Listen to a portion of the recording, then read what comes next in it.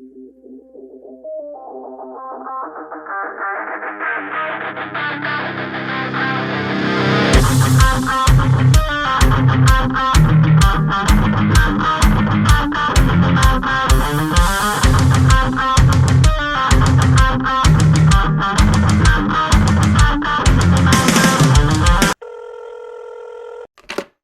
911.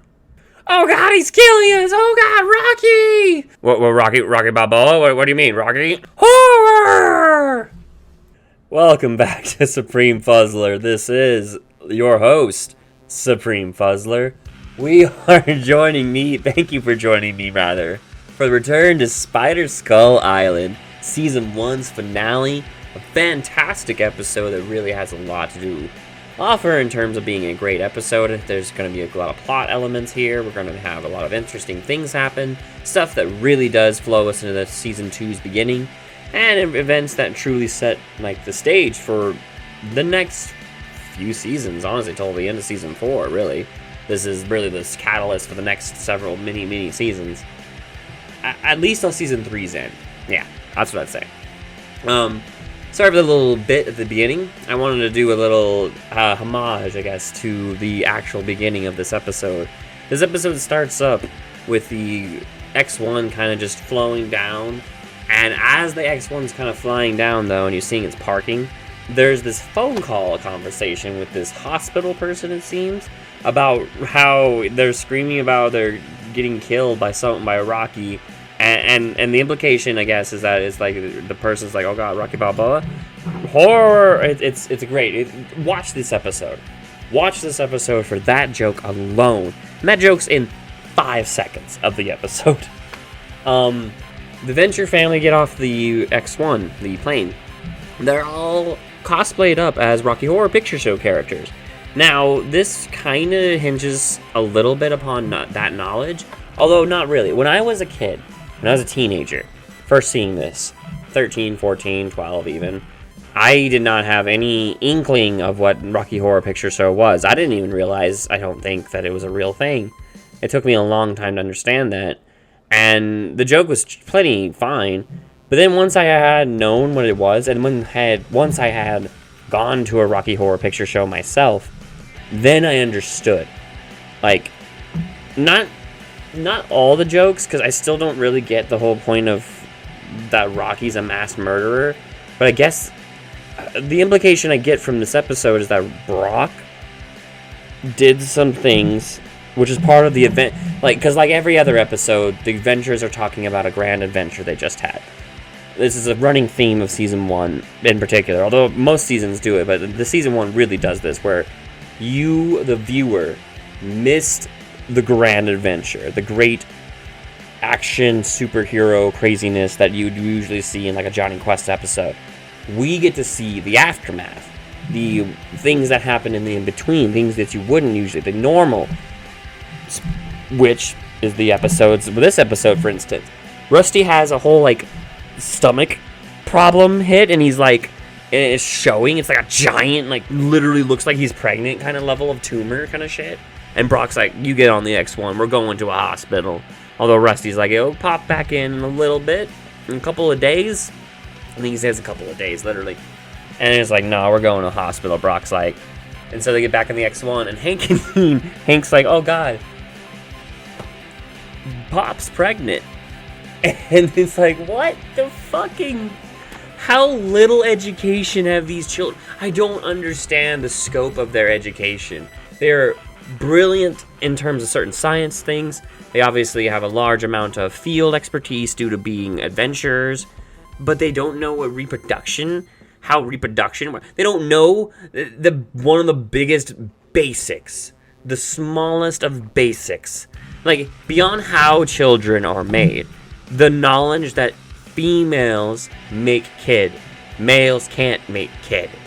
It's first fucking lesson that you learn, in sex ed or any kind of nature, lesson, whatever. So that's how this episode begins, and we go to the hospital? Yeah, the hospital, which, okay, I don't understand what's going on at this hospital. It looks like a bunch of people are all wounded, and apparently all of them are fucking hurt from the Rocky Horror Picture Show, because There's a guy who walks up to the surgeon and is like, we just found 30 more of them in the projector booth. They just keep coming and coming. All right, we're going to have to put this guy in maternity, which it's basically because ICU is full, right, is why they're putting him in maternity. But Hank and Dean take this as another sign that he's definitely pregnant and about to have a kid. God damn it, Hank and Dean. I cannot believe the naivete of those characters. Then they even have the whole joke where, like, Rusty's being pulled in, like, surgery and shit, and Brock's like, I gotta stay with him on his, I go wherever he goes. And the doctor's like, oh, you must be his, partner. Wait, no, I'm just his bodyguard. Brock. It then goes to Monarch, who's talking to 21 and 24 through the prison cell that he was put in at the end of Trial of the Monarch. Monarch starts with, have you heard anything from Dr. Girlfriend? They're like, we keep trying her phone, but we keep getting her machine. Have you tried her cellular phone? Yeah, we followed your instructions to a letter. It's so funny that they use cellular phone because it shows kind of the age of the show. Yeah, they were calling her every hour. He then asks if they've destroyed the giant cocoon headquarters, but they've said not yet. Then, have you seen the charred remains of Captain Sunshine's, what's his name? Wonder Boy to Captain Sunshine? Yes, we have. So brutal, Monarch. He then says, we wound and returned the director's cut of Whacking Girls. Which 24 responds with, we tried, but it just doesn't work. I don't know what Whacking Girls is, but it's really odd and it's a funny joke. He then talks about how did you release the sex bots that have herpes on the unsuspecting members of the guild? Yes, check. Did you fill Phantom Limb's garage with clingy static charge for packing peanuts? No. Did you send apology letters to each of my sponsored foster Ugandan children? Check. Did you kill the Venture Brothers? It then goes back to Hank and Dean, who are discussing the implications of having a little brother or sister, a baby around them, because they think that Rusty is pregnant. And basically how it's going to be a burden on them and they're not going to be able to do adventures properly. Then Brock comes back out of the room and everyone freaks out and screams. I want to point out something here that I didn't know personally until just recently. I have a written by the writers of Venture Brothers book that talks about the writing of the series.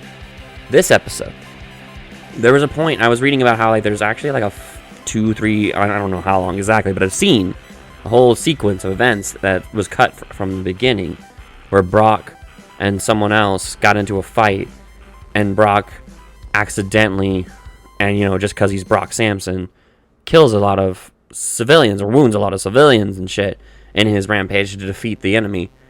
And that's kind of why everyone's in the hospital. And the way Jason Publica, the writer, tried to get around this was he wrote in the phone call scene at the beginning with the whole screaming and the Rocky thing, because they wanted to make sure that you kind of did know why these hospital characters are freaking out. Anyways, back to the hospital. So everyone freaks out. Brock goes over to the boys and is like, your dad's gonna be okay, don't worry, try to chill. Pulls out some money out of his Speedo, question mark?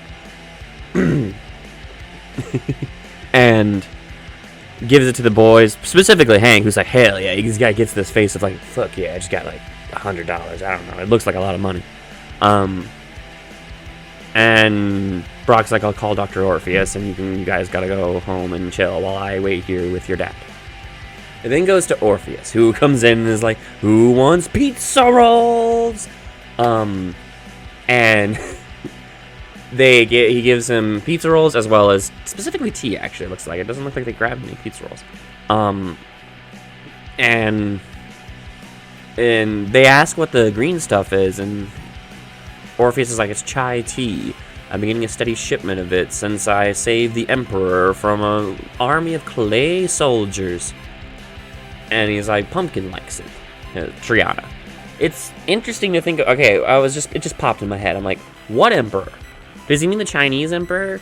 Because chai tea, although I might just being bad, I'm thinking about it, and now I'm like, oh wait, is chai tea from India or China or some other Asian country, and I'm just being horrible because I'm only naming the 2 most popular. Oh, and or Japan. See, there we go. I named the 3 most popular Asian nations. If it's not them, anyways, Dean asks about where Triana is and if she's coming home, and fucking Hank's like, wouldn't you like to know? Also, I didn't realize Hank did grab a bunch of pizza rolls because he's stuffing his face in this whole scene. Orpheus is like, is attending an electronic music recital. So a rave? She'll be coming home late. I would think, smelling suspiciously of clothes. Fucking Orpheus. So fucking weird. And then has Orpheus continuing, he talks about how, like, you can use the TV because it's behind the Greco, but the remote has vanished from the material sphere. So it's stuck on Animal Planet. I was thinking, at least when I had old TVs, they had, like, channel buttons on the TV. I think about that now, and I'm like, I don't think there's a channel button on my current TV because it's a fucking stupid ass smart one where I can just get an app on my phone if I can't find the remote. But back in the day, you lose the remote. That happens, man. How can you not? I don't know. Maybe it's because it's a Greco. Shit. Am I uncultured? Tell me if I'm uncultured in the comments or wherever you're listening. Just tell me I'm uncultured. If I'm not, tell me that too. Because I don't know. I don't understand. Anyways. And then goes to Rusty and Brock, who are with the doctor. Doctor's like, the surgery went well, actually. The tumor was benign, but there was a little bit of a complication. And Rusty freaks out and is like, I knew it. It's the big C. It's you, Brock. You gave me the cancer with all your secondhand smoke. And then the doctor's like, no, tumor's benign. I guess I already said that, which reveals that. I forget that that's a problem. Whatever. He's just like, I can't find it. What do you mean you can't find it? Well, we took the tumor out, and now we can't find it. And as he's saying this, you can see that the X-1, the airplane, starts flying up out from the window. Weird. Oh. Rusty then also is like, I can give myself a second opinion. You suck, and I'm leaving. So I'm out of here. So it goes to the boys, Hank and Dean. And they're chilling next to a fireplace in Orpheus's house. And Hank's talking about how he doesn't want to play second fiddle to a baby, and how Rusty, their dad, is not going to take them anymore because they have a new baby on the line. I would totally agree with Dean that that's unlikely, even if they had a baby coming, which they don't, because it's fucking, god dang it, boys. I don't know how you don't know reproduction, and don't ask anyone. Anyways, Hank's like, we should leave, essentially. He's just like, we should go because the baby's going to be the center of attention, and I can't handle that, apparently. / I want to get out on my own. Dean rebuttals with, I want to stay here with Triana.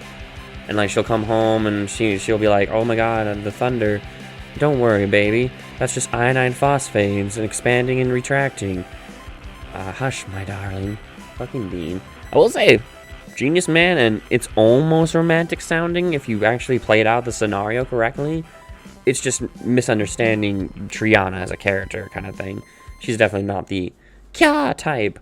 But we have, so Hank then points out, though, although this is totally dumb, but it's funny. Hank's like, if you stay here, you'll be Orpheus's kid. If you're Orpheus's kid, then you and Triana will have retard babies. And it's like, whoa, damn, Hank. Also, no, that's not how that works at all.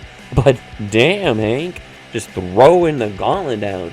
And Dean's like, you're right, and so we're gonna leave. Goes back to Rusty and Brock, and they're coming out of the hospital, realizing that their X-1 is missing. They ask a guy, Brock does, and it's like, you haven't seen a supersonic jet around, have you? Uses experimental rocket fuel? No? No? It's huge? No? Okay. Lovely. It then goes back to Orpheus, who walks into his house. Apparently it's morning, and he's like, and Triana's eating breakfast. Looks like a Pop-Tart, actually. And he's like, Pumpkin, you came home and changed into the clothes you wore last night. How frugal of you to just get home. And then she kind of starts off about talking about how her friends got plastered and stuff. How kind of confirming she was definitely Raven and stuff. But whatever. And he kind of is just like, hey, we have the Venture brothers were staying with us, but they're not in the den. I sense something is amiss. Is there something you forgot to tell Daddy? They ran away. Oh my god. And fucking Orpheus is like, Dr. Venture trusted me with his offspring. I must still save them. And then Triana's like, you know when I ran away? I ran to Rachel's. Just don't embarrass them. It's not my intention to shame them. I'll be their guardian angel. And then he does one of his bit more iconic lines of like, fetch me my cloak. Why don't you get the... Fine. Fetch me my blue windbreaker. Orpheus. Some of the most quotable and brilliant lines of a character. I know I say it in a lot of episodes, but watch this episode, guys.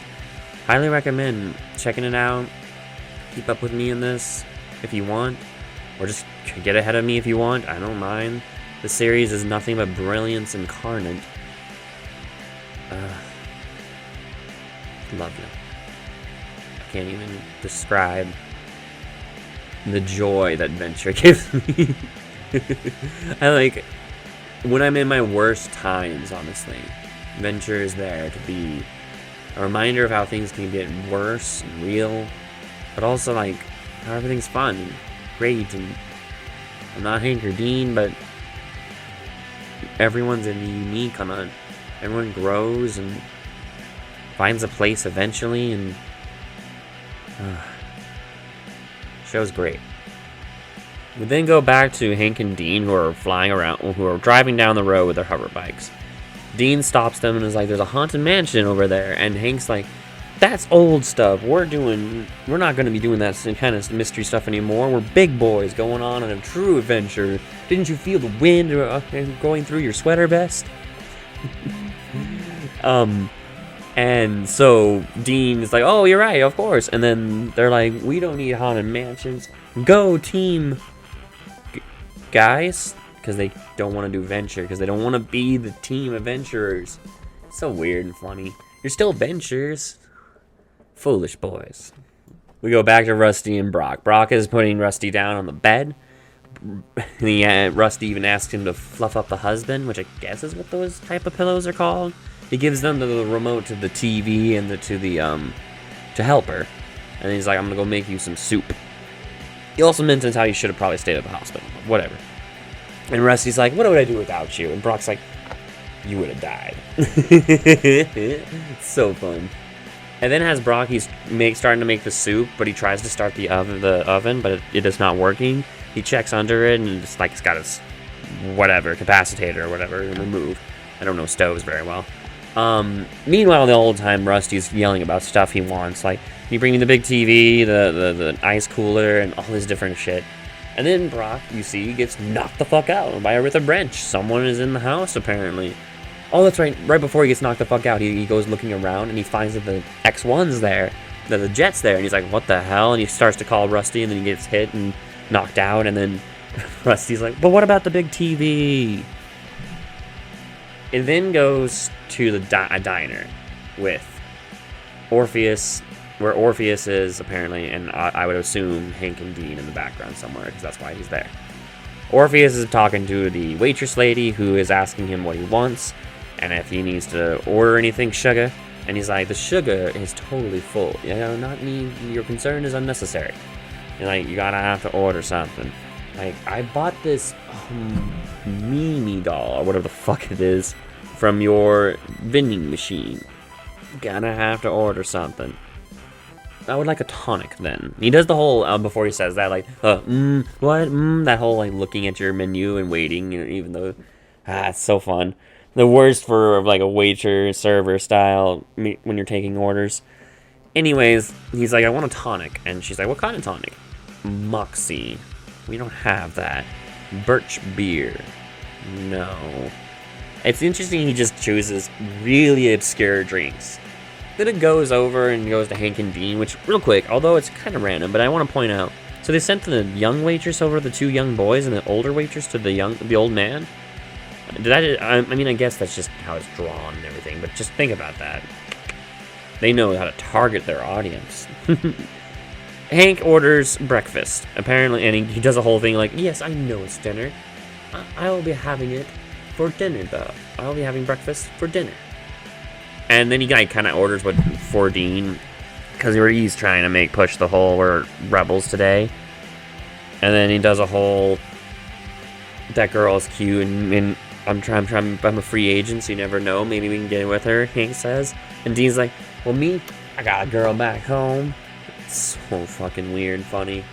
It goes back to Orpheus real quick, who's like, Mr. Pibb, tell me you have Mr. Pibb, which is also kind of obscure. And like, no, grape, cola, or orange. Grape. It also shows 2 rednecks who look over to Hank and Dean. At least I'm not sure which one they're looking at originally, but they look over there and they're like, look at those gay boys. And I'm like, oh god, we're gonna have some colorful people here, aren't we? Some friendly redneck time. We go back to Rusty, who's dreaming apparently, and has a whole dream about how he farted out, like he farts out in the womb of Jonas, his father, and his father's like, there is another venture. All Star Wars-y. Like, why are you talking like Yoda?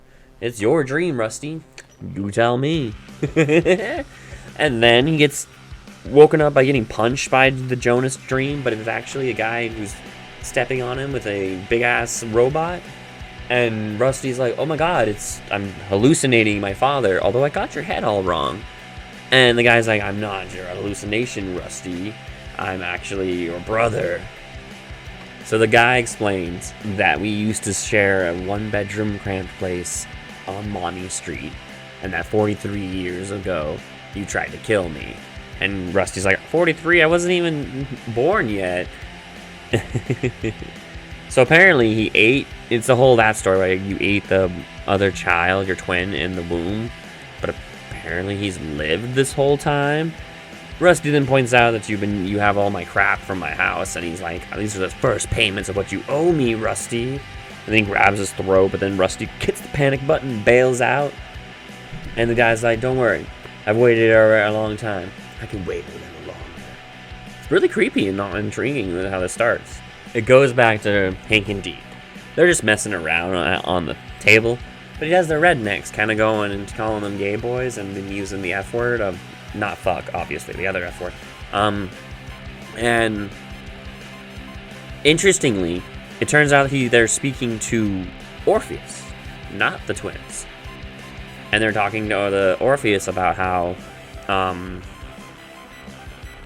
basically making fun of Orpheus's clothes and stuff. And he's like, your colorful culture is drawing unnecessary attention to myself. Please go elsewhere. Like, why don't you make us, boy? And Orpheus does a great speech of like, you do not know the risk you are taking. Just a whisper from my lips will give you a parallel era of arcane torture. And then they say the F word back at him. And then you hear of people just apparently, I don't know what Orpheus did with them. We'll just have to find out.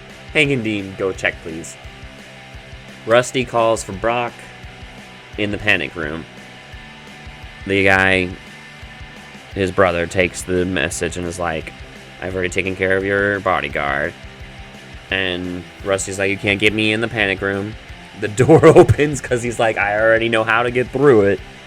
And I know all your tricks. And Rusty screams and runs out the room. Yeah. Then it goes to Hank and Dean, and they get pulled over by the police. Alright. And this police guy is like, alright, what are you doing? You were going 15 and a 50.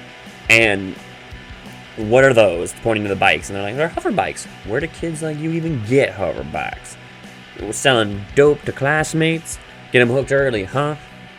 Which reminds me, shouldn't you kids be in school? No, we don't go to school. We have learning beds. Oh, really? That's dust heads, huh? he's not a dusty head. We really do have audio learning suggestion beds. And then the cop is like, dabbling in super science, are you? I know just the place for you. And he puts them in the car and drives them away. And Orpheus is like, oh no. It is funny. It's one of the few times I'm like, oh, okay. Super science and super villainy and shit is very well known in the world. Because not only does this cop, who's, I'm assuming, just a random ass state trooper that they're fucking driving by, knows about it. And then the events that happen in the immediate aftermath of this. It then shows Brock is captured on his car all chained up, which is a weird place to put him in my opinion. I don't know why the brother didn't kill him. Kind of seems weird. Whatever. So the brother explains like that he is his twin brother and that you sucker punched me in the womb, Rusty. I've been inside you ever since, waiting, plotting, just listening. And Rusty's like, you rigged my insides. No wonder I'm having blackouts and stuff. I thought it was the pills. Although the brother points out, your body has become absolutely uninhabitable now. I have to leave because there's nowhere to be in there anymore. And then Rusty points out, I didn't ask you to live in me. You know what? Hey, you took my hair, didn't you? You stole my hair. It then goes to Monarch, or a prison. And you hear Monarch, and you're like, I bet you're wondering why you're here. You're here because you're done fucked up, didn't you, huh? You think you're hot shit in a champagne glass, but you're actually just diarrhea in a Dixie cup. Oh man, so funny. Also, I point out that the kid from Mike Soriyama's episode, the college kid, is in this group also. As he's doing this lecture, Monarch, a guy starts laughing, and he goes up to him like, oh, you think it's funny, huh? Huh? So because you're so bad, huh? I know you're tight. Get a costume and then I'll go rip off the neighborhood kids. Then you're suddenly dabbling in super science and then you'll be here in this place.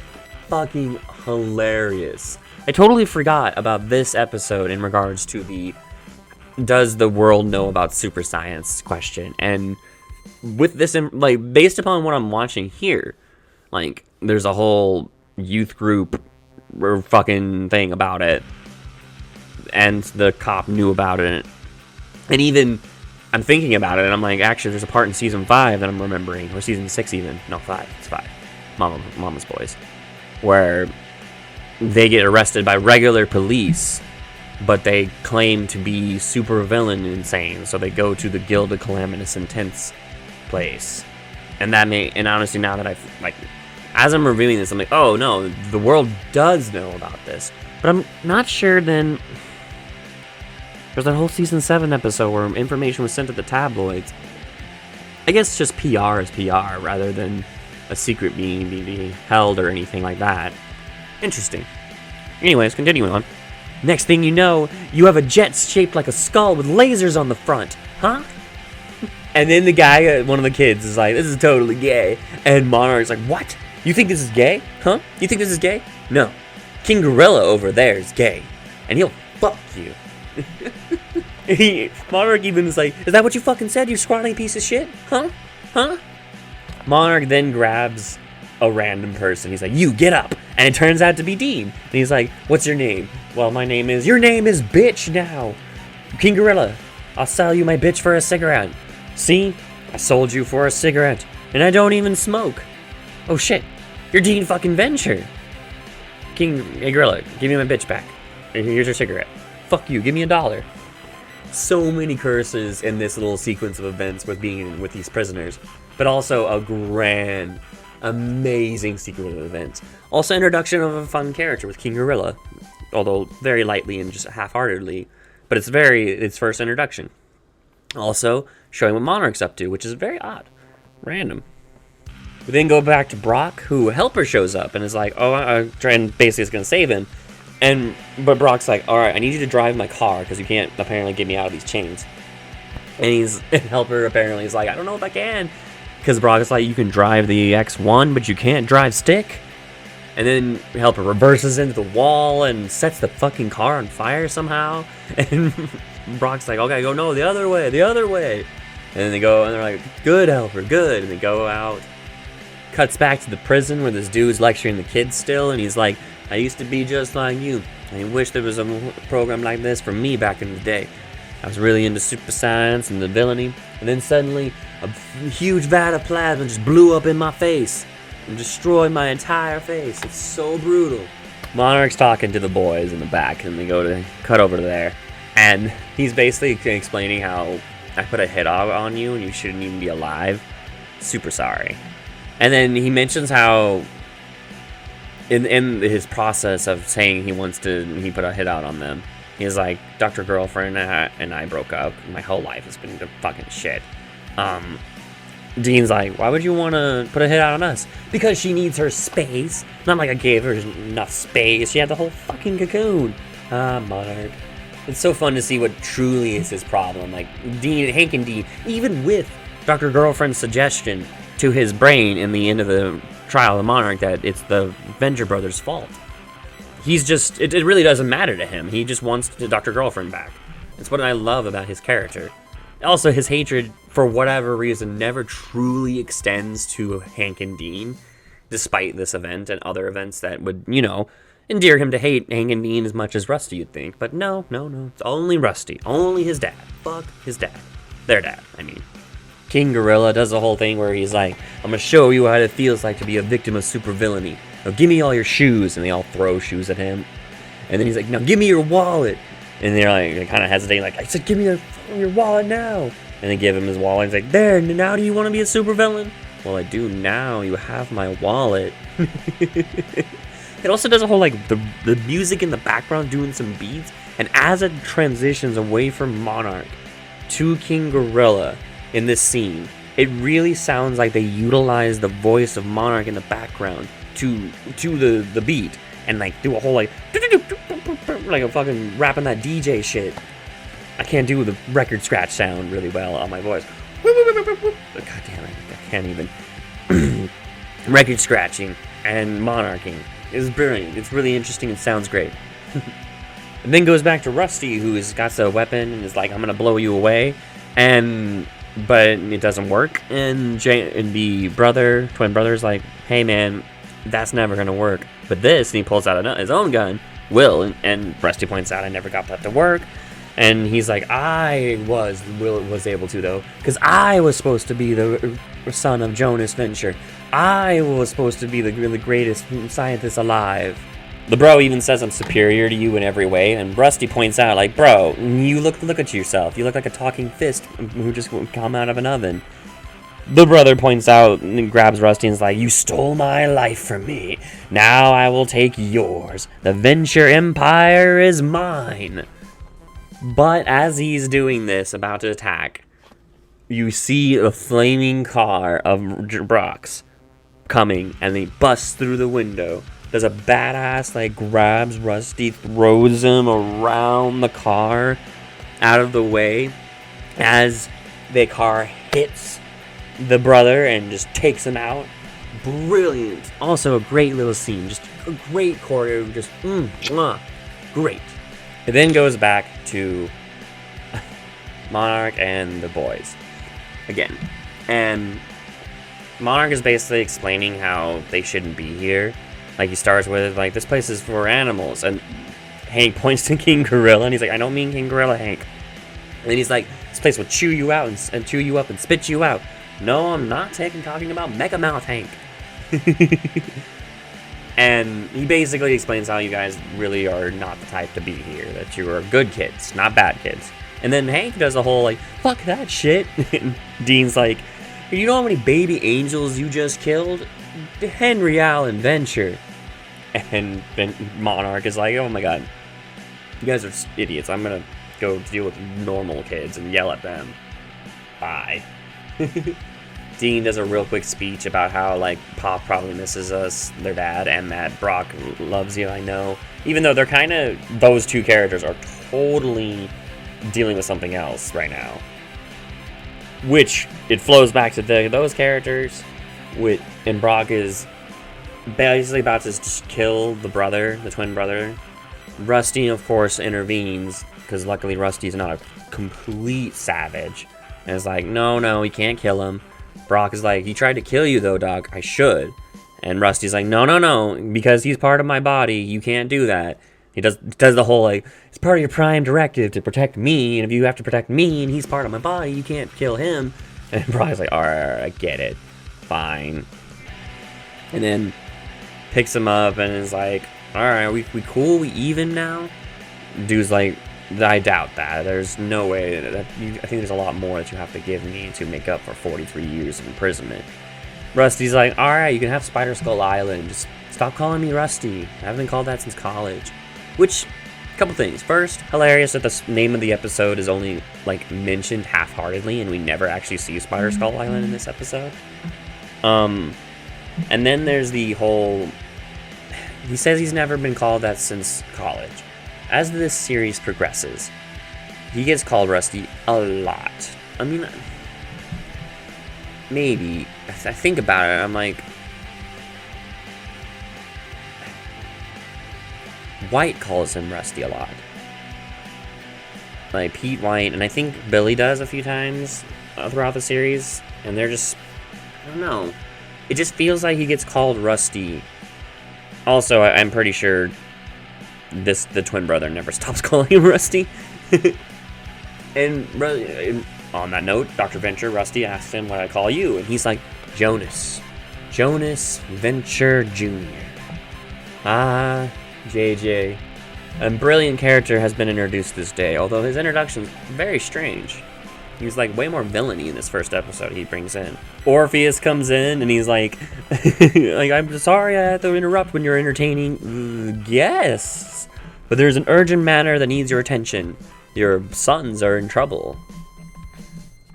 It then goes to them driving behind Hank and Dean on their hover bikes, and they're apparently keeping behind them to not make them feel bad after being bailed out of jail. Rusty is basically giving things to JJ, to Jonas Jr. He's like, you can have the X2, and Bro's like, why would I need the boat? Although, even though I get, kind of Jonas's point of view, bro, he gave you an island. You probably want the boat. Just saying. You live on an island, that's where you're going to be. You need the boat. He also offers Dean. It's kind of funny that Rusty just, I can give you Dean, he'll carry on your back. And then Brock asks about the doll that Orpheus has, and Orpheus is like, I would be careful with that. It houses the soul of two loud-mouthed rednecks. You can kind of hear them screaming from it. It's pretty brutal. Then it goes to Hank and Dean, who are talking as they're riding on their hover bikes about how, oh my god, we got a new uncle, actually, is what ended up happening. Did you shake his hand? It's all gross. Oh, but we might get presents from him sometimes. Oh, dude, and it's true.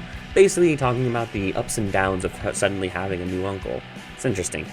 And then also showing 21 and 24. They're talking about how they've done everything they were asked to by the Monarch except kill the Venture brothers. 24 kind of points out that he thinks that was meant metaphorically, but they weren't sure. 24 points that out. And 21 kind of also then complains about his hair being in his way. And fucking 24 is like, you should get a trim. 21 points out, I'm trying to grow a ponytail. This is important for later in the series. Just trust me. As they pull up, though, they're like, we need to find ammo for our gun. So, I don't know why. So they drive up towards Hank and Dean. And are like, where can we get a haircut? And then also, where can we get ammo for this? And they point the gun out their window and then pop and shoot the boys, killing them. Literally, you see the fucking hoverbikes explode, and then a song pops up. A very sad and interesting song. What the fuck is that song? That song, apparently, is called Look Away by the animation director Nick DiMeo, which I cannot find right now, but it's a very sad and interesting song that really fits the end of this season. The last scene we see after the credits roll and that song rolls is Rusty and Brock. Orpheus freaking out, but Rusty and Brock not being nearly as freaked out as Orpheus is, which is intriguing. And Rusty's last words were, and the last words of the season are, alright, get their clothes. So, with that cliffhanger, the boys are dead. We have twin brother Jonas Jr., JJ, love him. Orpheus got to see them die. We have a lot of problems and things. highly recommend this show. Sorry these reviews or discussions rather take so long, longer than the episodes themselves, but to discuss how much I enjoy the show and how much we should truly appreciate this show, it requires this much discussion. And I know I kind of repeat the whole episode, but that's because I want to point out like just how brilliant these scenes are. And my half-ass acting of them, well, my low-class acting, I should say, not half-ass, does not give them as much justice, but even they're somewhat funny. Just this show is just so amazing. Highly recommended. Thank you guys for joining me. If you're on YouTube, please like, comment, and subscribe. Check me out anywhere you get your podcasts. You can always download this whole series. This is the end of Season 1 of Venture Brothers and the end of Season 1 of Fuzzlercast Reviews Venture Brothers. The Fuzzlercast of it. Supreme Fuzzler Reviews Venture Brothers. Whatever. This is my... I'll be seeing... Fuck. I'm a little tongue twisted because this is great. I can't believe I got to the end of the season. I am actually really impressed. If anyone really, like, comment and talk to me, guys. Like, this show is amazing. I remember when I first saw this end and was personally having theories of what was going to happen. Although I think I had, like, Season 2 within the next week because it was already out when I was watching. But still, it was brilliantly cliffhangered. Also, great characters introduced here. King Gorilla, magnificent character. Such a random extra that comes to strong character development of just so random. Monarch, every time, all the time, brilliant. 21 and 24, always putting their best effort in. Gosh, guys, I'm gonna end it. I can't. I'll just keep gushing. Y'all have a good day. This is Supreme Fuzzler. Goodbye.